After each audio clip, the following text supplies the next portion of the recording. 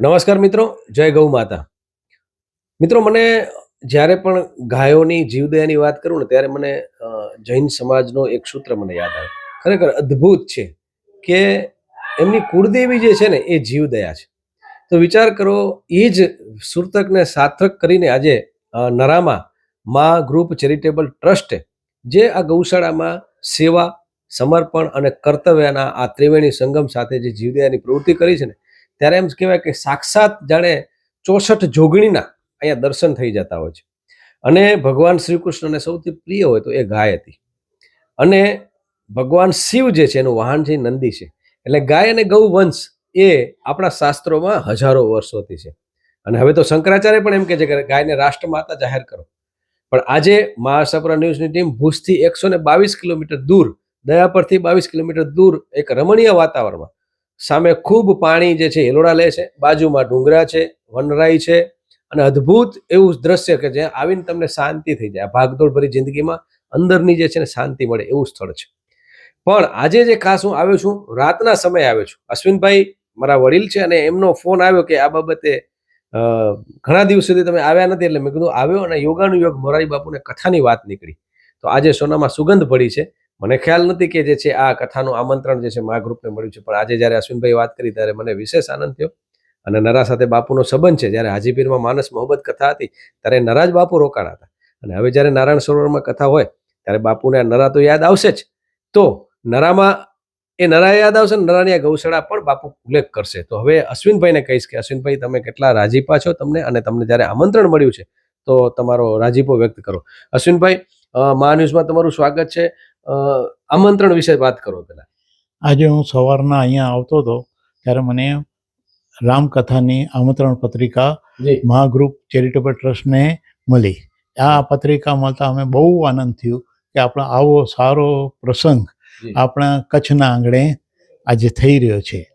તો હું એ બદલ બાપુને આભાર વ્યક્ત કરું છું કે મને અમારા જેવા નાચીને તમે યાદ કર્યો અને આમંત્રણ પત્રિકા આપી. સમગ્ર ટ્રસ્ટીઓને કેટલો આનંદ થયો છે આજે ટ્રસ્ટ વતી તમે આમંત્રણ સ્વીકાર્યું છે? બધા ટ્રસ્ટીઓ વતી કેટલી ખુશી છે બધાને?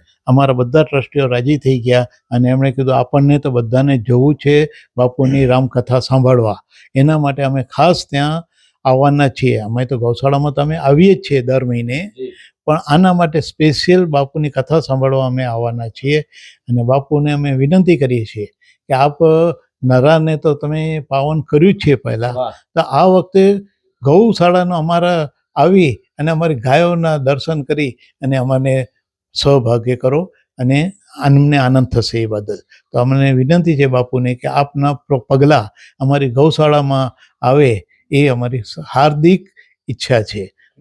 તો અમારું આમંત્રણ સ્વીકારી અને આપ કોઈ બી ટાઈમ કાઢી અમારે ત્યાં પધારશો તો અમને બહુ આનંદ થશે. બાપુ બપોર પછી લગભગ આવી જ પ્રવૃત્તિ એમને ગમતી હોય છે. હું જોતો હોઉં છું કથામાં કે સાંજના જે છે એક આ સાહિત્યકારને મળશે, કાં કોઈ કવિને મળશે, કોઈ કલાકારને મળશે. કારણ કે બાપુ જે છે ને એ જીવમાં જે છે ને શિવ શોધે છે. અને ત્યાં તો રામ છે, રામકથા છે, શ્યામ છે, કારણ કે જે છે એ નારાયણ સરોવરનું મંદિર છે, એ કૃષ્ણનું મંદિર છે, અને જે છે એ શિવ પણ છે, કારણ કે કોટેશ્વરમાં શિવ છે. ત્રિવેણી સંગમ થયો છે ને એમાં જીવદયા કેવી ખુશી છે. જીવદયા કેન્દ્ર અને એના અંદર અમારી ગૌશાળા બી આવી. ગાયો એ તો શ્રી ભગવાનને તો બહુ પ્યારી હતી અને ત્યારથી સનાતન ધર્મથી આ ગાયો પ્રખ્યાત છે.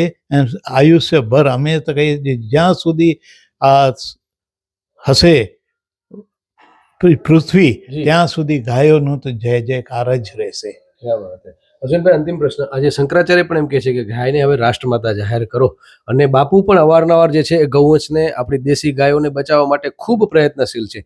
તો શું કહેશો કે ખાસ કરીને આ જ્યારે મહાગ્રુપને આમંત્રણ મળ્યું છે અને તમે પણ જ્યારે એમને મળશો તો આ બધી ચર્ચા થશે, તો મને લાગે છે કે આ તમારી જે સેવાની પ્રવૃત્તિ છે એમાં વેગ પણ મળશે. અને તમને એક ઘણીવાર આપણે એમ પડકાર આવે ત્યારે નિરાશા થતી હોય છે, પણ હવે કેટલો ઉત્સાહ વધ્યો છે તમારો? હવે તો ઉત્સાહ એટલું બધું વધી ગયું છે કે અમને લાગે એક વખત બાપુ અહીંયા આવી જાય ને તમારો એકદમ જન્મારો બી ગાયો અમે બધા તરી જશે એ રામકથાના પાછળ. ક્યાં વાત. તો મિત્રો, આ એક હૃદયથી અવાજ છે. અને જે કોઈ પણ ટ્રસ્ટીઓ છે, આયોજકો જે છે, એમને ચોક્કસ આ જે છે મહાગ્રુપ ચેરિટેબલ ટ્રસ્ટ નરાનું જે છે ગૌશાળાનું જીવદયા કેન્દ્રનું જે છે આમંત્રણ મળ્યું છે. અને બાપુ પણ કહેતા હોય છે કે સેવા ઈ જ સાધના. તો ખરેખર અહીંયા અદ્ભુત થાય છે. તમે તો મિત્રો બસ આટલું જ, કારણ કે અચાનક મળવાનું થયું છે અને મને પણ આવીને જ્યારે આનંદ થયો ત્યારે ત્રિવેણી સંગમ થયો છે ને એની અંદર હવે ચોથું જીવદયા પણ જોડાય છે. ત્યારે તમે પણ ક્યારેક આવજો. અને અમારા અરવિંદભાઈ જોશી, હમણાં જ એમના ઘરે પ્રસંગ પણ છે, એનું મને યાદ આવે, અવારનવાર કહું, ડેસાતા વેસા. એટલે આ જે ગ્રુપની જે કામગીરી છે ને એ ખરેખર મુંબઈમાં આ ભાગદોડ ભર્યા જીવનમાં પણ આવીને અહીંયા જે કામ કરે છે અદ્ભુત છે. દુષ્કાળ હોય, લંપી જેવા મહામારીના સમયમાં આ જે ગ્રુપે કામ કર્યું છે ને એ ખરેખર તમે આવીને જોશો ને તો જ ખ્યાલ પડશે. ફરી એકવાર ખરેખર એમને અભિનંદન. અને આ જે છે ને અકેલા ચલાતા કારવા બનતા ગયા, અને આ બધાની આપણે સહયોગ થશે ને તો જ આ જીવદયા પ્રવૃત્તિને વેગ મળશે. તો આ વેગમાં તમે પણ તન, મન અને ધનથી સેવા આપી શકો છો. પંકજ કબીરા સાથે જયમલસિંહ જાડેજા, મા ન્યૂઝ, નરા, કચ્છ, ગુજરાત.